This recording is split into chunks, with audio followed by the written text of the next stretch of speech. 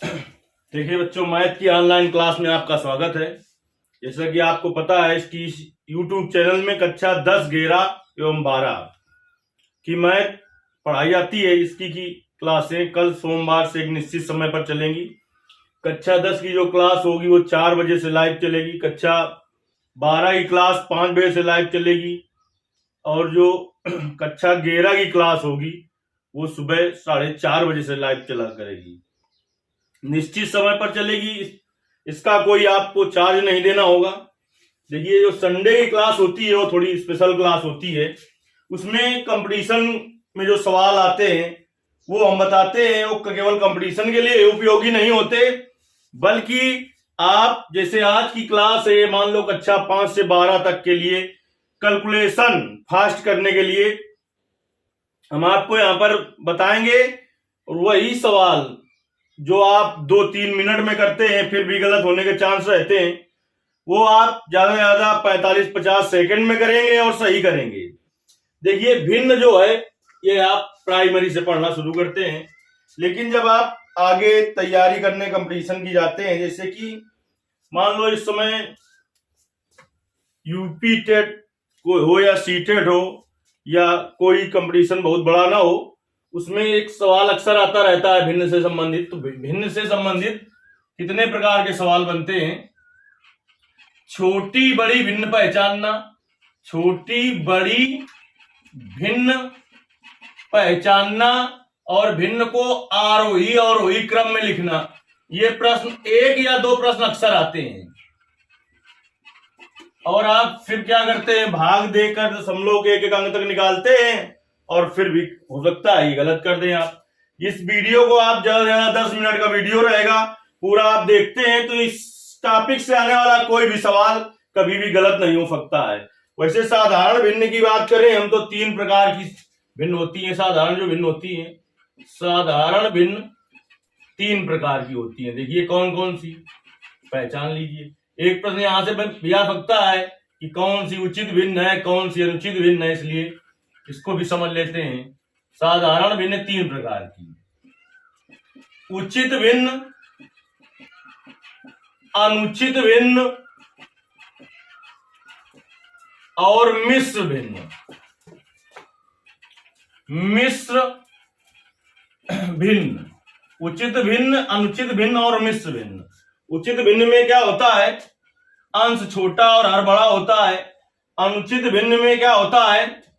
अनुचित भिन्न में अंश बड़ा हर छोटा होता है। मिश्र भिन्न में सही बटे में लिखा जाता है। देखिए, इसमें क्या होता है? अंश छोटा होता है। उचित भिन्न किसे कहते हैं? जिसका अंश छोटा हो। जिसका अंश बड़ा हो वो अनुचित भिन्न होती है, और जो सही बटे में लिखा हो मिश्र भिन्न होती है। तो भिन्न के आप 3 प्रकार जान गए। सवाल किस प्रकार से भिन्न से आते हैं कंपटीशन में? छोटी या बड़ी भिन्न पूछता है या भिन्न को आरोही या अवरोही क्रम में लिखाता है। चलिए इस वीडियो में लास्ट तक बने रहिए, आप भिन्न का हर सवाल करेंगे। देखिए, आपको क्या करना होता है, आप क्या करते हैं? आप ये करते हैं कि 9 का भाग 2 में देते हैं, 11 का भाग 6 में देते हैं, दशमलव के बाद अंकों तक देते रहते हैं और उसमें गलत भी कर देते हैं।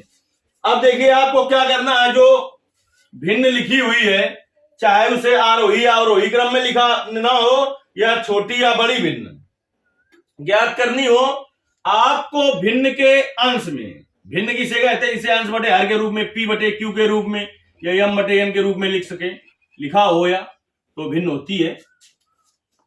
देखिए, जो भिन्न लिखी हुई है उसके अंश के सभी पदों में आपको 10 से गुणा कर देना है। तो देखिए क्या हो जाएगा? 20/9 कामा 60/11 कामा 30/7 कामा 40/13 कामा 70/9।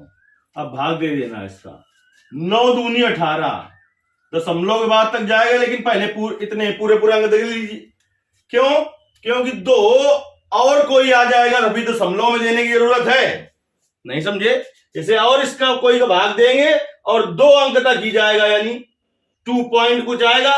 लेकिन पॉइंट में क्यों नहीं गए हैं अभी हम बताएंगे। पॉइंट में तब जाते हैं जब 2 समान भाग चला गया, जैसे 2 दशमलव कुछ जा रहा है और किसी का भाग देने पर 2 दशमलव कुछ आएगा, तब उन दोनों का भाग दे लेंगे, नहीं तो इसे छोड़ दीजिए। देखिए 11 पचे 55, 5 दशमलव कुछ आएगा, छोड़ दीजिए। 7 का भाग दीजिए, 7 चौक 28, दशमलव के बाद कुछ आएगा, छोड़ दीजिए। 13 ते 39, दशमलव के बाद कुछ आएगा, छोड़ दिया। इसका 9 का भाग दिया इसमें। 9 8 72 ज्यादा हो जाएगा। न 6 का 54, न 7 63, 7 बार जाएगा, दशमलव के बाद कुछ आएगा। अब देखिए सेम तो कोई अंक आया नहीं, जैसे 5 है तो 5 और कुछ आया होता दशमलव के बाद, तो फिर 5 वाले अंक का भाग दे लेते, दशमलव के एक अंक तक 5 तक लेते। सब भिन्न भिन्न है। तो देखिए सबसे छोटा कौन सा है, ये है सबसे छोटा, यानी सबसे छोटी भिन्न है 2/9, और सबसे ज्यादा बार किसमें गया है, इसमें। तो सबसे बड़ी भिन्न है 7/9। तो प्रश्न था, ये लिखी हुई थी भिन्न में छोटी कामा बड़ी भिन्न बताओ। तो प्रश्न में पहले पूछा है छोटी और फिर पूछा है बड़ी भिन्न। तो छोटी भिन्न क्या है, सबसे 2/9 है। देखिए प्रश्न के हिसाब से ये गलत लिखा हुआ है विकल्प। पहले छोटी पूछा तो पहले छोटी लिखा होना चाहिए, जैसे जहां सभी लिखा है वहां पर लिख लेते हैं हम 2/9 कामा 7/9। ये विकल्प सही होगा, ये नहीं, क्योंकि पहले छोटी पूछा है तो पहले छोटी होना चाहिए, फिर बड़ी पूछा है तो बड़ी होना चाहिए। इसी को आरोही या अवरोही क्रम में लिखना होता। देखिए हर प्रश्न को लिखते चल रहे हैं हम। प्रश्न होता यही का लिखा होता का आरोही क्रम होगा और 4 विकल्प दिए होते, या का अवरोही क्रम होगा 4 विकल्प दिए होते। आरोही क्रम में पहले सबसे छोटा लिखना होता है, फिर उससे बड़ा, फिर सबसे बड़ा। तो देखिए सबसे छोटा इसमें 2/9 है। फिर इसमें ढूंढिए कौन सा है, 3 किसमें आया है, 3 आया है आपका इसमें। तो उसके बाद 4/13, फिर 3 से बड़ा है देखिए 4, यानी किसका आया है 3/7, फिर उसके बाद 6/11, और सबसे बड़ी क्या है 7/9। ये हो गया आरोही क्रम। अवरोही क्रम में लिखना हो, देखिए आरोही क्रम में छोटे से बड़े की ओर लिखा जाता है, अवरोही क्रम में बड़े से छोटे की ओर लिखा जाता है। तो अवरोही क्रम लिखना होता है इसी का। तो देखिए क्या हो जाता, उल्टा लिख दो इसका 7/9 अवरोही क्रम। 7/9 कामा 6/11 कामा 3/7 कामा 4/13 कामा 2/9। चलिए 20 सवाल करते हैं। दूसरा सवाल है 7/8 कामा 5/6 कामा 6/9 कामा 12/13 में बड़ी और छोटी भिन्न बताओ। यानी पहले बड़ी बताना है फिर छोटी बताना है। लेकिन चलिए हमने जो कहा है वही विधि अपनाइए। अंश में सब में 10 से गुणा कर दो। 70/8, 50/6, 60/9 और 120/13। चलिए 8 का भाग दीजिए इसमें।